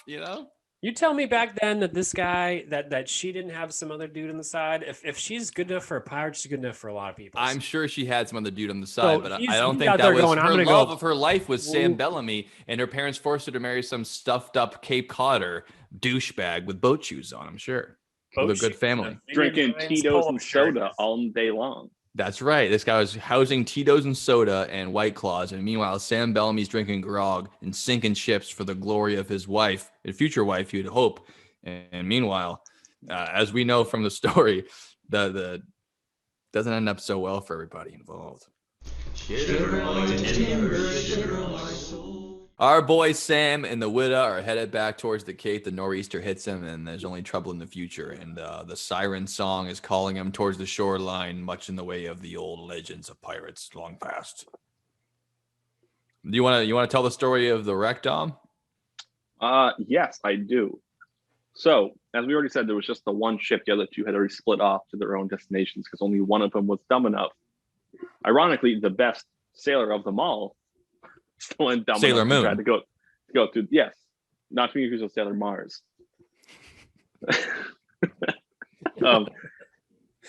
So, anyways, he's sailing through this nor'easter, and they run aground. And they weren't that. I think they were only 30 feet offshore, something like that. They were pretty close, which is already a lot closer than you would want to get with a ship that big. Because you beach it, you're never going to move it again, unless it was low tide and you wait for the high tide to come up. But so they beach it and they go out to an all-out panic. And one of the main things about the Whydah galley, which we haven't mentioned yet, was it had a really nice bell on it, which had an inscription that literally said the Whydah Galley 1716 on it, which is when it was originally commissioned. And they were ringing the bell like crazy, trying to get attention, trying to get anyone that could possibly come help them. Because, I mean, life or death, you don't care if you're a pirate. You're just trying to see if you can get off the ship and survive. Well, yeah, it doesn't matter what happens to you if you're in Davy Jones' locker. Yeah, the ship ends up sinking. I believe it was 4 crew members were able to get to shore. That was it. I believe it was 6, but yeah, 6. Everyone else, everyone else drowned. Drowned, yeah, including Black Sam, right? He didn't make it. Yes, Black Sam. Yeah, did not including make the star and of his the powder monkey, John King, did not make it.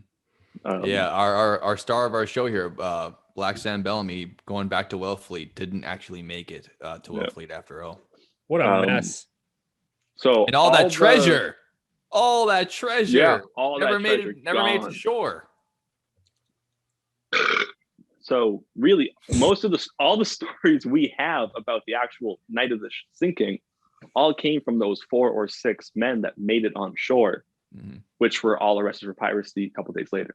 Yes, exactly right. And that's where the ship, it was there and it was gone for 250-ish years until. I mean, some of the bodies wound up on the shore in the following days as the tides roll in. pieces of the ship, different trinkets and what for. But when they sent their investigators out from the Commonwealth to decide what the hell happened here, that's when they ended up tracking down those 6 men who survived, and they brought them into Boston to be tried for piracy. All 6 of them were convicted of piracy, and all 6 were hanged until dead. And they all died. So like Dom said, the only people who actually knew what happened that night were those 6 men. So most of what we know from the story comes solely from the accounts of those 6 men. And whether or not they were lying or telling the truth, I don't know why they would lie about it at that point, but that's all we know. The only thing we can know beyond that is if anyone ends up finding the shipwreck. But as you alluded to, many people were looking for this because the 6 men who made it alive know how much treasure is on that ship and how much it's worth. And if you could just get down to the seafloor and get that money, you'd be set for life in order to do that. And it was okay. So I was mistaken. It wasn't 30 feet offshore. It sank 30 feet down. Yeah, it makes more sense. Which was so you couldn't see the ship. Impossible to get to. Yeah, you couldn't see the ship for many years. That makes more sense. But yeah, so they actually hired a cartographer in order to try to guess where the ship might have sank so that they could go and plunder the depths. And because, it's worth to try to get all that wealth that sunk to the bottom.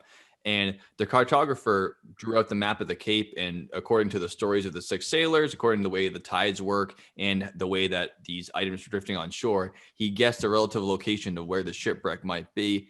I'm not sure, how much they could really get down to the depth at that point. I mean, technology was pretty much, once you're down to the depths, you're not getting back. It's a one-way trip. I mean, 30 feet is a 3-story building. I mean, that's no joke. I've kayaked over a shipwreck in off the coast of Beverly before, and that is probably 20 feet down. And it's like, yeah, you can't swim down that. It's pretty high tide is like not happening without technology. And this is the year 1717 when the cartographer did this. Yeah. So he ends up putting that map together. And as Dom alluded to, no one ever found the wreck of the Whydah for the next over 200 years, because the 1800s, no one found it. 1900s, no one found it. It wasn't until 1984 that a marine archaeologist by the name of Barry Clifford, his team decides to go looking for this shipwreck because it's been, told tales of for long times. He actually ends up referring to the map that cartographer made 200 years earlier. And wouldn't you guess it, the guy nailed it. I mean, it wasn't an exact location, but 200 years earlier, guessing where the shipwreck might be, using that map, his team found it. And they started diving down and picking up all these different pieces of the ship. And you have to confirm it is indeed the same ship that we're talking about. And one of the best ways to do that is to find the most famous artifact of the wreck, which is the bell that says the Whydah Galley, 1716. It's basically like finding a buried body with its dental records. Yeah, exactly. Yeah. That's why it's one of the best or most accurate pirate wrecks ever found, because it has all these tags. It's the only authenticated pirate wreck off the U.S. coast. There you go.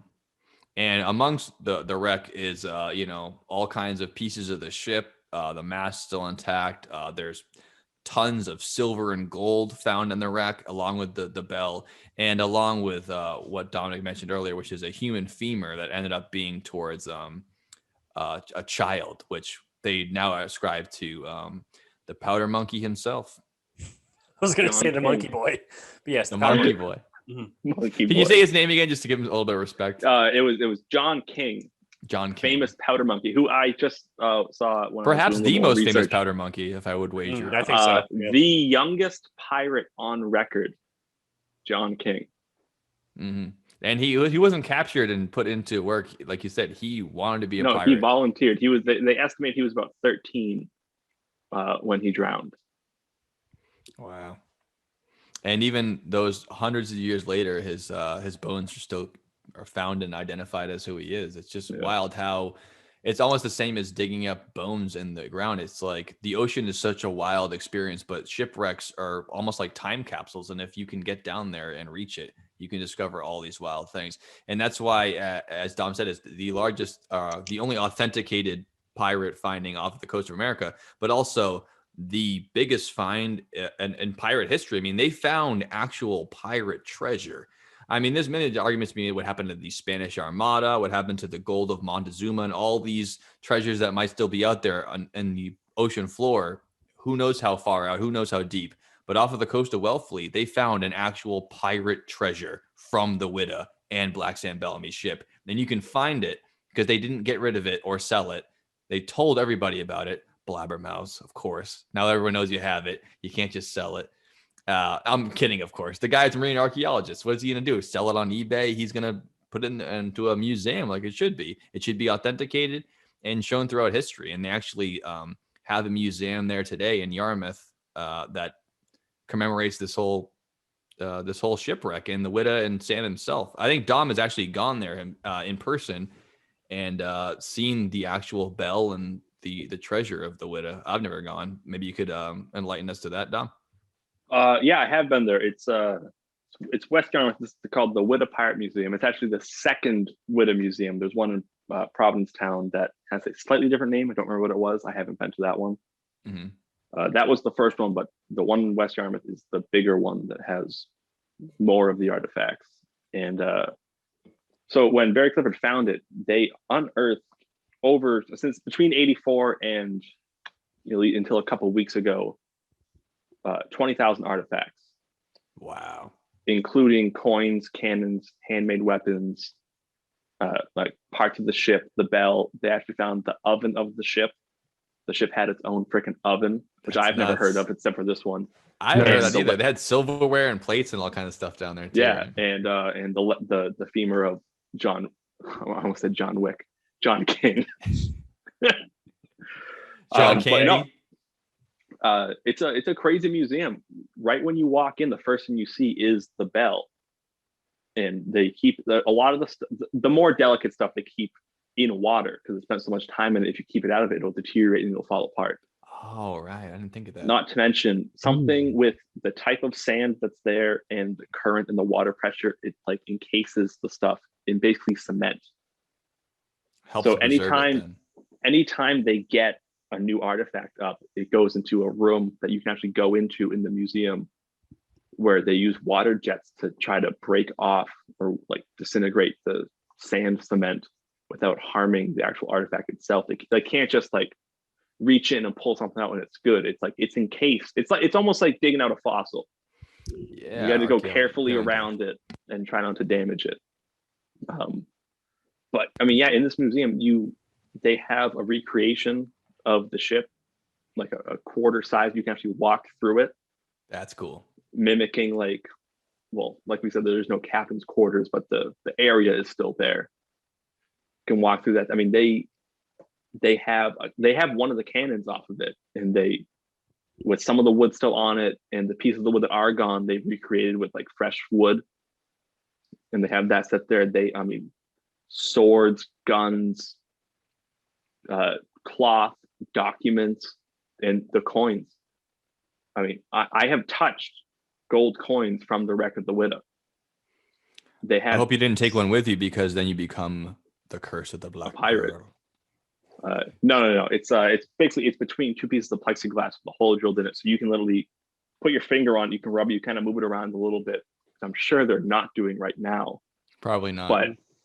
But yeah, I mean, it's really cool. And the most recent development in the thing is just what's the date? It's the 17th, 16th, something like that. 17th. Just on, I think it was the 3rd, February 3rd, they found 6 more skeletons at the wreck of the Whydah. Holy shit! Who says we're not a current event podcast? This is modern news as well. And what they're trying to do is they're trying to find, because no one knows like where Black Sam Bellamy's corpse is. Yeah, it's assumed he's in Davy Jones' locker, the rest of the crew, but they've never identified his skeleton in the way you might identify John King's and understand who it is. Yeah. So what Barry Clifford's team did is they found his ancestors in England who are willing to give up some of their DNA. And they are now in the process of testing that against the 6 skeletons that they found to see if they can identify the actual body of Sam Bellamy. Wouldn't that be great if they found out that they had the actual skeleton of Sam Bellamy? Yeah. That goes up in the museum for sure, right? You Oh have yeah, to. for sure. Yeah. Or they could do one of those mummy tours like they did with King Tut, where they just like bring him around. They probably would do that. I Love mean, that. Yeah. you can't just keep it in Yarmouth. You got to tour that thing around. Yeah. It's a real pirate. It's the most successful pirate in history. You got to bring a thing around town. Hey, frankly, it's a pretty good honor. I mean, if you are that renowned that they just tore your dead body around 300 years later or 2,000, 3,000 years later, whatever King Tut is. Yeah, I mean, all King Tut was he was born. He was a child. He was born a king. He broke his leg and he died. Sam Bellamy was a sailor who became the most successful pirate in history. I mean, if anyone Fucking deserves to go on tour, it's him. And a self-made success story about like some dude who's way ahead of his time as far as inclusiveness and just democracy, like Dom said. Fucking awesome guy for 2021 to like kind of think about, you know. I know people probably disagree with that because he's a pirate and steals things, but he was doing it because slavery is a bunch of fucking bullshit, and I think this guy's awesome. He's a hero. Absolutely. So yeah, that's where the legend meets reality, where it was the legend of your story, which is what did the sea witch use her siren song to call him back to the shore and crash and kill all his crew, or was he just horny? Or was he just horny? It's true. Yeah. Or was he headed up to the Cape not to get laid, but for another reason? I'm not sure if we can ever really prove to. Probably never know. Yeah, I mean, he was headed up that way for sure because the shipwreck was found there, but it's only amongst the legend and historians that we decide that he went there for Mary at all. Maybe he wasn't there for that reason at all, but that's for us to decide now. That's why we talk about shit like this. It's interesting. Another interesting little thing that they have at that museum is, before 1984, tons of people were constantly looking for the wreck. And at one point in time, JFK was on a scuba dive trip around Wellfleet, and he dropped his compass. And in the Whydah Museum, Barry Clifford found they have JFK's scuba diving compass because he was looking for it. And he dropped it and they found it. That's historical now too. The hits just keep on. Barry I want to hire this guy to find my. Let's make it as New England as possible. Yeah, exactly. Right? But also, don't be a horny guy swimming in the ocean in that area because you're probably gonna lose something. Yeah, that seems to be the case. And next week, Barry's looking for another wreck involved with JFK, and it's a plane that went down. Yeah, right. Went down off this, literally within 30 feet of Nantucket. It's right there. Shiver my timber, shiver my soul, I think the moral of stories here is don't chase women if you're a man. They may, however, they may give you the strength and the courage to just go out there and build an empire. You still come back to them and then you die right off the shore due to a nor'easter, and it's a giant fucking mess and it's over. But overall, do you, man? You know, be awesome, do your thing. Same with girls. Don't chase dudes either. It's not working for anyone. So besides that, I just think that it's so cool. Dom brought this up 10,000 times, but you know, go explore your area, whether you live in St. Louis, Wellfleet, Bangor, or LA. I mean, there's a lot of shit that's happened before you, and you may be born and raised there and think it's all innocent. There's a lot of crazy stories. If you go to, there's a shipwreck finder on Google. There's only one of them, but you can look at all the shipwrecks in your area or in the whole world, and you'll be fucking blown away by how many shipwrecks there are right there. Like the Whydah, like multiple U-boats off the coast of Massachusetts. U-boats. Yeah, and they sell maps of all the shipwrecks on there, so you can see just how there's the insane numbers of shipwrecks. Yeah, because no one goes down there and hauls them out. It's not like a car wreck inside the highway. I mean, when they go down, they just stay there until someone has a reason to pull them up. Yeah, they're incredibly one of the hardest things ever on Earth. It's easier to get to the moon for the most part than pick up a U-boat from 30,000 feet under. You know, for real. So especially that's a metal boat. Try a wooden pirate ship. Good luck. So it's just really cool. What's out there? What's under the ocean? I mean, that is we've explored more of the moon than we have of the Mariana Trench. You know, it's some crazy shit. So overall, it's a really cool story. It's a legit, validated, insane story that is just pirates at its essence. And on top of the fact that this dude was like, sounds like he's not that bad. Pretty cool dude, Black Sam. We support him. He goes right into our mission of being way ahead of his time. as far as being just didn't see color, didn't see any of that stuff. He's just a pretty sweet guy. So we're all about you, man. So that's my final thoughts. Yeah, I agree 100%. I don't want to put any more on top of that because you and Dom put it so well. But yeah, I completely concur with what you guys both said. That's just is the way it is, and the history is out there. It's fun to see it, and it's a good way to take the legend and reality and put it together into one cool little product where you can find out how the world really was and the oddness of Sam Bellamy. I mean, I honestly didn't know anything about him before this week.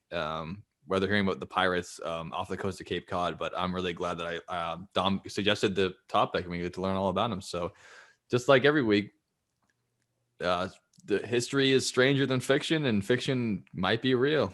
Who knows? The only new information in the world that we don't know yet is the history that is yet to be discovered. Ahoy me-oy to that. Ahoy me-oy to that. So Dom, I think you got something for us. I do have a little pirate toast. I'm going to try to do this without looking down at my notes, see if I can remember the whole thing. If I don't do it the first time, we're going to try it again. We have the power of editing. Don't you worry. Well, we don't, you do. Well, that the royal we. Yes. All right. Here we go. I'll take it from the top. I burped during that one. I'm just pirate kidding. That all toast. stays in. This part stays in where I say it stays in. Stays in too.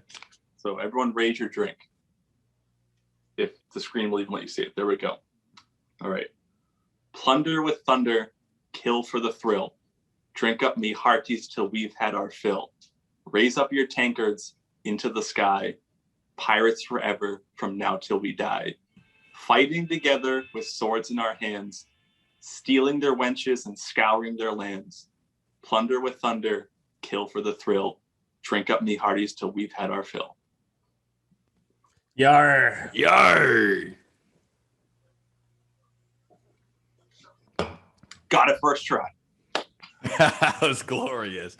Everyone sip up at home for the pirate booty of it all. It's wonderful. Pirate booty, and just give Dominic a mega round of applause. He remembered that whole thing and gave an amazing toast that has been 3 cheers, heave ho, my friend. Heave ho. You're a sheer pirate, you really are. Truly, truly you are. hundreds of years. He shares that with you and with us. We thank you. Thanks for joining us, guys. That's the Dylan and Joe Basement Podcast with our friend and with our guest, Dominic Morrow.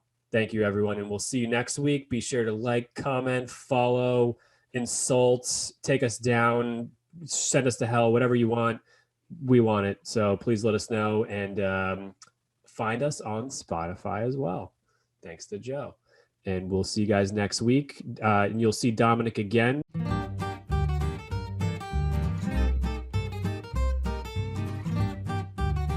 Can't see in the background, but I just spilled so much shit. Later in the pod, we'll talk about modern day pirate stories. I forgot I have one, a first-hand one. Not a second-hand pirate story.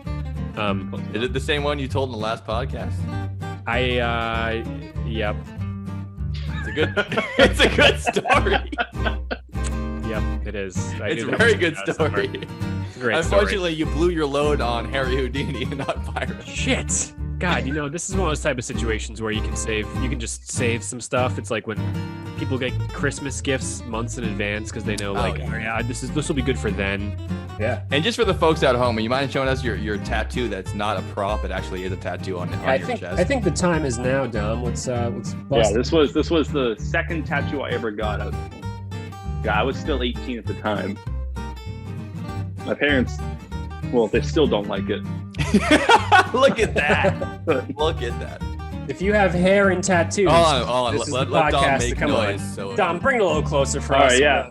I I don't know how close I got can some get pirates it. and It's bright some enough. Can you see we it? got a tattoo. Yeah, big shout out to Taylor Weed for doing an incredible job tattooing this thing. On the Irish side, the Collinses, we don't really know too much about them, and there was a history of being in the Navy in the early 1800s, so it's a possibility. And they're pretty hardcore, the Collins, so it's possible. Yeah, I wouldn't put it past them. Joe's a Collins. Yeah, it's hard to say. And for anyone who is out here who isn't part of our family who listens to the podcast, me and Dominic are cousins, even though we don't look that similar. Our moms are sisters. Yeah, and they don't look that similar. Also true. During the hours of the podcast. Hey, here's the thing. funny. It's recording still. Sarge, Sarge. wait till 10:02 to call Joe. You always go till like 10:01. Just wait. You know what day we do the podcast, man. I think that Brent just wants to be on the pod. He just wants to show up. Well, you're here, man. We're calling you out. You're on the pod now for all the wrong reasons, you fucking asshole. Keep going, Joe. Jeez. All right, but Middle of how Dom's toast for do Christ's sake. you put it on Spotify?